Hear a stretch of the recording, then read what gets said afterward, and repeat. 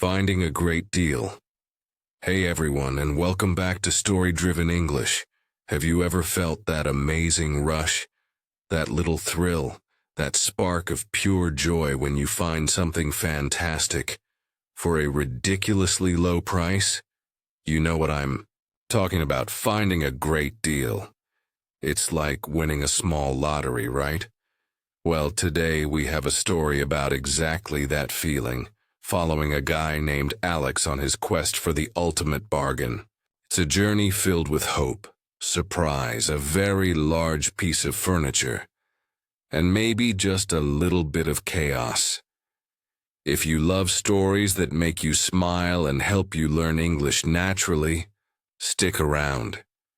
And hey, if you haven't already, hit that subscribe button down below and ring the notification bell so you don't miss any of our future stories. Ready? Let's dive into Alex's adventure. Alex loved a bargain. No, he lived for a bargain. It wasn't just about saving money, though. That was nice, of course. For Alex, finding a great deal was a sport, an art form, a secret mission he assigned himself almost every day. His friends sometimes joked that he could find a discount on air. He'd spend hours scrolling through online marketplaces, his eyes scanning for those magic words: clearance, must go, urgent sale, or his absolute favorite, make me an offer. Most days, his hunts yielded small victories: a slightly used textbook for half price, a set of coffee mugs with funny cats on them for a couple of dollars, a perfectly good jacket someone had bought in the wrong size. These were satisfying little wins, like collecting points in a game only he was playing. But Alex dreamt of the big one, the legendary deal, the kind of find that becomes a story you tell for years. One rainy Tuesday evening, fueled by lukewarm tea and a packet of biscuits, Alex was deep in his natural habitat, the endless scroll of Place Marketplace. He scrolled past unwanted baby clothes, questionable exercise equipment, and blurry photos of car parts. He was starting to lose hope, his thumb moving faster and faster, his eyes glazing over. Then he stopped. There it was, an advertisement with a picture that was intriguing. The photo wasn't great, slightly blurry, taken in a dimly lit room, but it showed an armchair. Not just any armchair. This was an enormous vintage armchair, covered in what looked like bright orange velvet. It had dramatic curved arms and looked like something a very flamboyant movie villain might own. The description was short and simple. Old armchair, very comfy, needs a new home, $20. $20. Alex blinked. He zoomed in on the photo. The orange was very orange. The size was substantial. It was, objectively speaking, a bit ridiculous. But $20 for an armchair that big, even a ridiculous one, that was practically giving it away. Vintage furniture could be expensive. Maybe this was a hidden gem. Maybe it just needed a good clean. Maybe it was secretly incredibly valuable. His heart started beating faster. This could be it. The big one.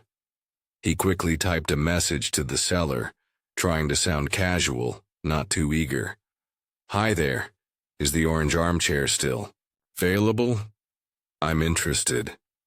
He hit send and immediately started pacing around his small living room. He shared the apartment with his friend Ben, who was currently engrossed in a video game on the sofa. A perfectly normal, modern gray sofa that Alex had admittedly also found for a decent price, but it wasn't legendary.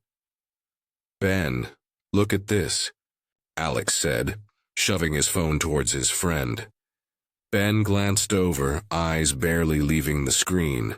Whoa, what is that, a giant cheese puff? It's an armchair, and it's only $20, Alex exclaimed. $20? Ben paused his game. What's wrong with it? Does it come with ghosts? Is it radioactive? Don't be silly, Alex said, though a tiny part of him now wondered. It just says old and comfy. Maybe the person just wants it gone quickly. Or maybe, Ben countered, it's haunted by the ghost of bad taste. Seriously, Alex, where would we even put that thing? It looks bigger than my bed. We'd make space, Alex insisted, already imagining the magnificent orange chair dominating their living room. It would be a conversation starter. Yeah, the conversation would be, why is there a giant orange monster in your living room? Ben chuckled, returning to his game. Alex ignored him. His phone buzzed. A reply. It was from someone named Mildred. Yes, dearie, the chair is still here. It was my late husband Herman's favorite, very solid. When can you come see it? Alex's fingers flew across the keyboard. Could I possibly come tomorrow afternoon, around 3 p.m.? Mildred replied almost instantly. Lovely. See you then. I'm Mildred. Address is 14 Willow Creek Lane. Willow Creek Lane. Alex vaguely recognized the name. It was on the other side of town, the older part, with big houses and quiet streets. Getting there wouldn't be too hard on the bus. Getting the chair back might be another story. Alex pushed that thought aside. First step, secure the deal. The next day, Alex felt a nervous excitement bubble inside him all morning. He double-checked the bus routes. He put $20 plus a little extra just in case in his wallet. He tried to mentally prepare himself for the chair. What if it was truly awful in person? What if it smelled weird? What if Mildred decided it was worth more? At 2:30 p.m. he boarded the bus, clutching his phone with Mildred's address. The journey took longer than he expected, winding through unfamiliar neighborhoods. Finally, the bus stopped near Willow Creek Lane. Alex got off and looked around. It was a quiet, leafy street with large, older houses set back from the road, surrounded by neat gardens. Number 14 was a charming, slightly faded blue house with a porch swing and lots of flower pots. It looked peaceful. He walked up the path and rang the doorbell. After a moment, the door opened, and a small, cheerful-looking woman with bright white hair and sparkling blue eyes smiled at him. She wore a colorful cardigan despite the warm day. You must be Alex. I'm Mildred. Come in, she said warmly, ushering him inside. The house smelled faintly of lavender and old books. The hallway was narrow and filled with photographs in silver frames. Mildred led him through to a living room that was crowded. Very crowded. Every surface seemed to be covered in knickknacks, porcelain figurines, stacks of magazines, and framed needlepoints. It was like stepping into a time capsule. And there, in the corner, partially hidden behind a tall potted fern, was the chair. Alex stopped. Ben's giant cheese puff comment suddenly seemed quite accurate. The orange velvet was even brighter, even fuzzier in real life. It wasn't just big. It was colossal. It seemed to absorb the light in the room. The curves were dramatic, almost cartoonish. It was simultaneously the most ridiculous and the most magnificent piece of furniture Alex had ever seen. There she is, Mildred said fondly, patting one of the enormous curved arms. Herman loved this chair, spent hours in it, reading his newspapers, said it was like sitting on a cloud. Alex approached it cautiously. He ran a hand over the velvet. It was surprisingly soft, though definitely worn in places. He gently pushed on the cushion. It felt deep and plush. "It's certainly something," Alex managed to say, trying to keep his voice neutral. Inside, his mind was racing. It was hideous. It was wonderful. It was $20. "It's very sturdy," Mildred continued. "They don't make them like this anymore. Proper wood frame, good springs. Just needs a bit of a wipe down, perhaps. Been sitting here since Herman passed." She sighed softly. "It takes up so much space, and my granddaughter says it clashes with my curtains." Mildred gestured vaguely towards the floral curtains. Alex had to agree with the granddaughter. The chair clashed spectacularly. "Would you like to sit in it?" Mildred offered. "Oh, sure," Alex said. He lowered himself into the chair. He sank deeply. The cushions enveloped him. It was surprisingly comfortable, like being hugged by a friendly orange giant. He felt ridiculously small within its vastness. He could probably curl up and take a nap in it. "See? Comfy," Mildred beamed.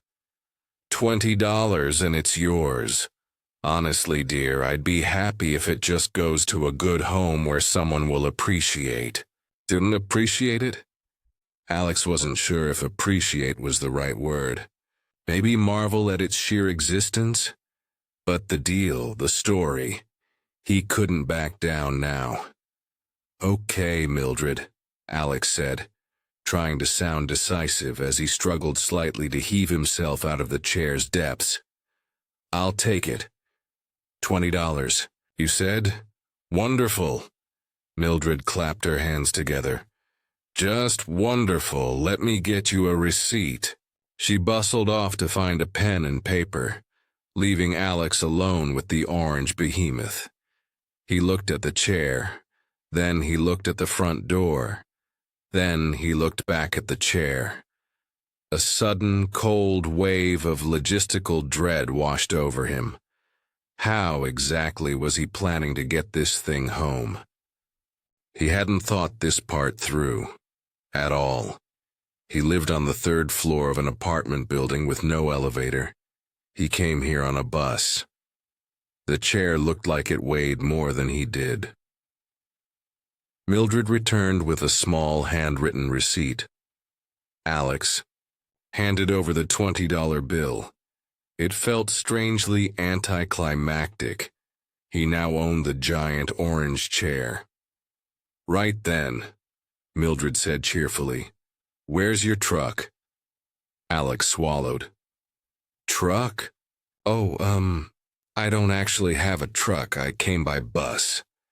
Mildred blinked her bright blue eyes. "Bus? Oh dear. How are you going to move Herman's chair on a bus?" She looked genuinely puzzled, as if this possibility had never occurred to her. "I was, hoping it might not be too heavy," Alex offered weakly. He gave one of the chair arms a tentative push. It didn't budge. It felt like trying to push a small car. "Oh, it's heavy, dear," Mildred confirmed. "Solid wood, you see.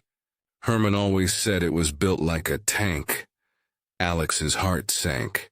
He was stranded on Willow Creek Lane with a piece of furniture the size of a small hippo and no way to move it. This wasn't a legendary deal. This was turning into a legendary disaster. "Maybe," Alex began, trying to think quickly. "Maybe I could call a taxi?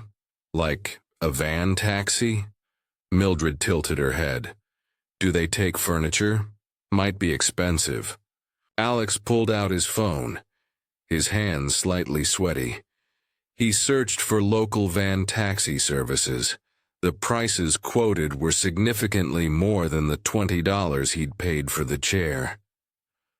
Option 1 was out. He looked desperately at the chair. Could he somehow carry it? Maybe drag it? He imagined himself wrestling the orange monster down Willow Creek Lane onto a bus, up 3 flights of stairs. People would stare.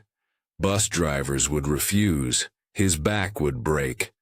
Option 2 was definitely out. Maybe, Mildred suggested slowly. You could come back with a friend, someone with a bigger car. That meant another bus trip out here, coordinating. With Ben, who would undoubtedly laugh himself sick, possibly renting a van anyway.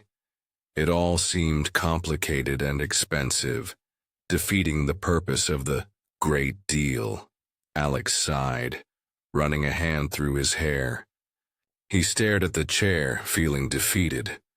It loomed in the corner, mocking him with its plush orange immobility. Just then a thought struck him. It was a ridiculous, long-shot, probably doomed to fail idea. But it was an idea. He looked at Mildred. Mildred, he said slowly, do you happen to have any rope and maybe an old blanket? Mildred looked intrigued. I think so, dear. In the garage. Why? I have a very silly idea, Alex admitted. Armed with a length of sturdy-looking rope and a faded floral blanket Mildred had unearthed from her garage, Alex faced the chair once more. Mildred watched from the doorway, looking concerned but also slightly amused. His plan was terrible but simple. Wrap the chair in the blanket to protect the velvet and possibly unsuspecting pedestrians, tie the rope securely around it, and then, somehow, drag it. He knew it was crazy. He knew it.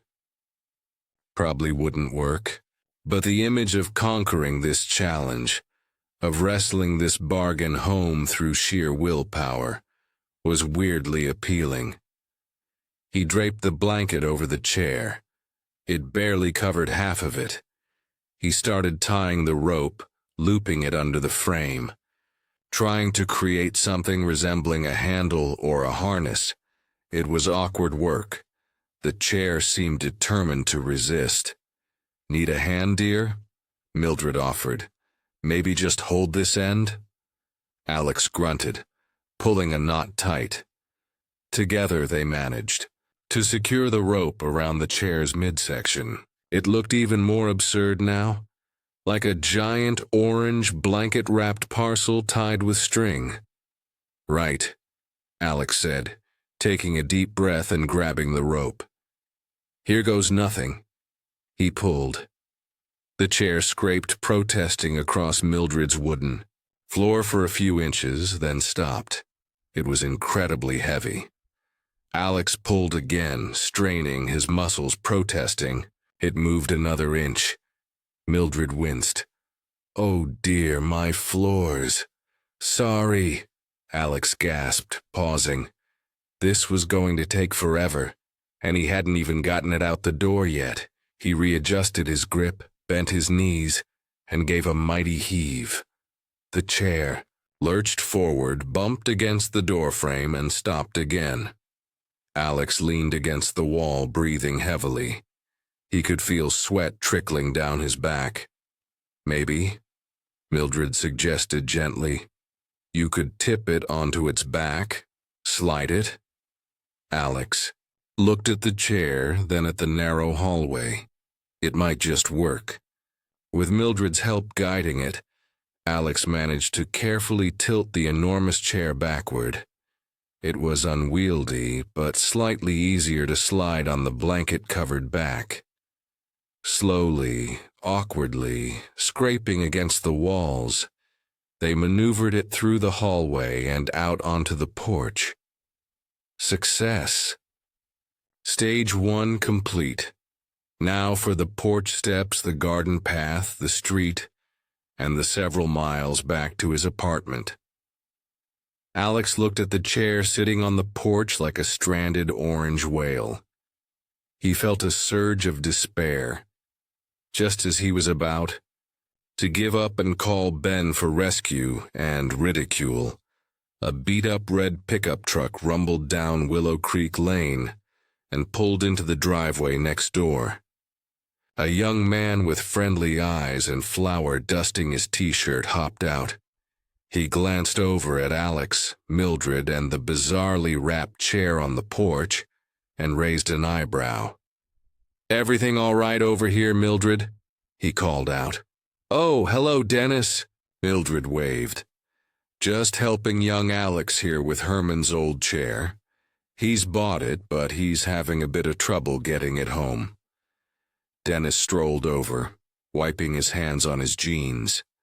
He looked from the chair to Alex, who probably looked pathetic, sweaty, and rope-burned. "That's quite a chair," Dennis said, grinning. "Trying to move that on the bus, were you?" Alex flushed. "Something like that," Dennis chuckled. "Tell you what, I'm heading back towards town center in about half an hour. Gotta drop off some cakes. For my sister's bakery. If you can wait, I could probably fit that beast in the back of my truck for you. Save you wrestling it onto the 4B. Alex stared at him. Was this real? A random act of trucking kindness? "Really? You do that? That would... He's amazing. I can pay you for your trouble." Dennis waved a hand dismissively. "Nah, don't worry about it. Happy to help out Mildred's buyer. Just give me 30 minutes to unload these supplies." Alex could have hugged him. Relief washed over him in a giant wave. "Thank you. Seriously, thank you so much," Mildred beamed. "See? Dennis is a good lad." 30 minutes later, with Dennis's considerably stronger muscles helping, the giant orange chair was loaded, somewhat precariously, into the back of the red pickup truck. Alex thanked Mildred profusely again, promised Herman's chair was going to a good, if slightly bewildered, home, and climbed into the passenger seat of the truck. As they drove away from Willow Creek Lane, Alex looked back at the charming blue house. Then he glanced into the truck bed at the orange monstrosity securely tied down. He felt a ridiculous sense of triumph. He had faced the logistical nightmare and, through sheer luck and the kindness of a stranger named Dennis, he had overcome. Even the ride back to his apartment building was filled with friendly chat. Dennis was indeed a baker, working early mornings, hence the flour. Alex explained his love for bargains, slightly downplaying the sheer absurdity of this particular purchase. When they arrived at Alex's building, the next challenge presented itself. The 3 flights of stairs. Dennis, true to his helpful nature, offered to give him a hand getting it upstairs. It was a struggle. The chair seemed to fight them on every landing, getting wedged in the narrow stairwell, bumping against the walls. Alex and Dennis were both sweating and panting by the time they finally wrestled it through the apartment door. Ben was exactly where Alex had left him, on the sofa, still playing his video game. He looked up as the enormous, blanket-wrapped, rope-tied orange thing was maneuvered into the living room. His jaw dropped. You actually bought it?" Ben asked, disbelief warring with amusement in his voice. "And you got it here?" "Dennis helped me," Alex said proudly, gesturing towards the baker, who gave a friendly wave.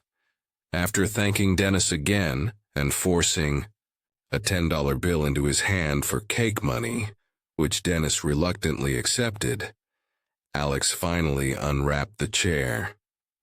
There it sat, in the middle of their small living room. Bright orange, fuzzy, enormous. It clashed horribly with the gray sofa, the rug, the walls, everything. It took up a significant portion of the available space. Ben slowly circled it, poking it suspiciously. It's even bigger than I imagined. And oranger. It's vintage, Alex declared. And it was only $20 plus $10 for cake. $30 for a traffic cone someone turned into furniture, Ben quipped. But he was smiling now. You know what? It's completely ridiculous. But the story of how you got it here is probably worth the $30. Alex grinned. He sank into the chair, disappearing into its orange depths. It was still surprisingly comfortable. He looked around. The room from his new, low, very orange perspective. It was absurd. It was over the top. It probably was haunted by the ghost of bad taste, as Ben had suggested. Suddenly there was a loud sproing sound from beneath him, and Alex felt a distinct metal spring poking him in the back. He yelped and jumped up. Ben burst out laughing. See? $30, and it comes with built-in acupuncture. Alex reached under the cushion and felt the sharp end of a broken spring. He looked at the chair, then at Ben, who was now laughing so hard he was wiping tears from his eyes. Alex couldn't help it. He started laughing too. Okay, so maybe it wasn't the perfect deal. It was huge, orange, clashed with everything, took up too much space and had a broken spring. But getting it had been an adventure. It was a story. And wasn't that the point of hunting for bargains in the first place? Not just the saving, but the finding, the chasing, the unexpected challenges, and the sheer fun of it all. The chair stayed. They never fixed the spring. It became known simply as Hermann. Guests were always fascinated by it. Sometimes they used it as a prop for funny photos. Sometimes Alex would find Ben's cat curled up asleep in its vast orange expanse, the only resident who seemed to truly appreciate its comfort without reservation. It remained a bright, fuzzy, slightly broken monument to Alex's relentless quest for a great deal, and a constant reminder that sometimes the best bargains aren't just about the price tag, but the story you get to tell afterwards. Alex knew he'd keep searching for deals, big and small, always hoping for that next legendary find, the next story waiting to happen. And that's the story of Alex and Herman, the giant orange armchair. Sometimes the best deals come with the biggest challenges, right? But hey, at least he has a great story to tell. What's the best deal you've ever found? Let us know in the comments below. We'd love to hear your bargain hunting adventures. Before we go, let's quickly review some key vocabulary from today's story that you heard repeated quite a few times. Practicing these words will really help your English fluency.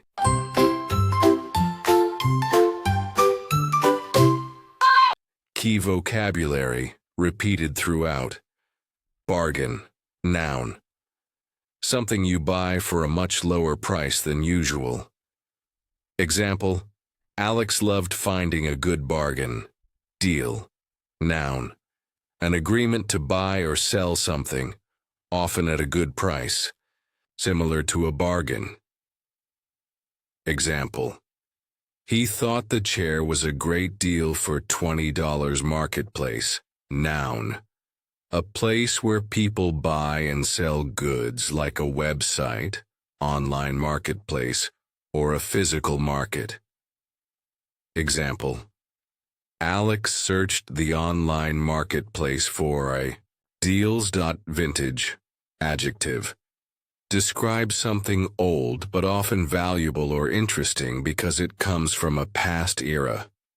Example, The armchair was large and vintage, enormous. Adjective, extremely large. You wrote an example? The orange armchair was enormous, ridiculous.